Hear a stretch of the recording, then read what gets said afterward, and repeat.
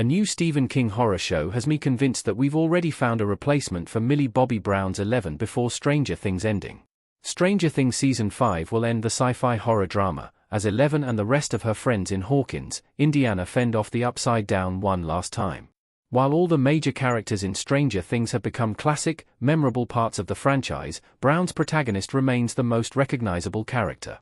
Her powers are going to be extremely vital as they go up against Vecna in the final episodes. However, when Stranger Things ends, the show will leave a massive hole in the television landscape. While its popularity is multifaceted, Eleven's role as such a vital character has made her into one of the most iconic TV show protagonists of the modern era. It helps that her supernatural powers and determination to fight against massive threats make her a unique character whose role in the TV landscape will be missed. However, an upcoming adaptation of a Stephen King novel has a main character that's already poised to replace 11 before Stranger Things' final episodes. The Institute's Luke Ellis is primed to be the new 11. He shares a similar story and powers to the Stranger Things protagonist. Luke looking defiant in The Institute.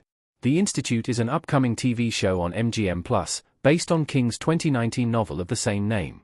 The story follows Luke Ellis, a teenager with telekinetic abilities, who wakes up one day to find himself trapped in the titular Institute. He's housed there alongside a number of other kids with supernatural powers, all of whom don't know how they ended up there. As revealed in the Institute's trailer, the kids are desperate to escape and learn about why they're being held captive, with Luke seemingly becoming their leader. Much like 11 when she was younger, Luke is being held captive by a mysterious organization because of his powers. While they didn't kidnap him at birth like Hawkins' lab did to her, the Institute still features him getting tested for unknown reasons. These tests are similar to the ones 11 underwent while at Hawkins in relation to the Upside Down.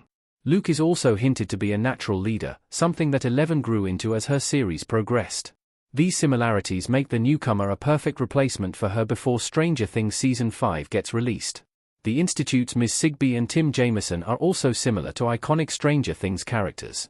The pair have important roles connected to Luke's story. Much like Stranger Things, the cast of the Institute includes multiple adult characters important to the protagonist's story. The first of these Luke meets is Ms. Sigsbee, the head of the facility who's in charge of the tests being done on children in their care. She acts as a parallel to Dr. Brenner in Stranger Things, who raised 11 in Hawkins' lab and used her for experiments involving the Upside Down.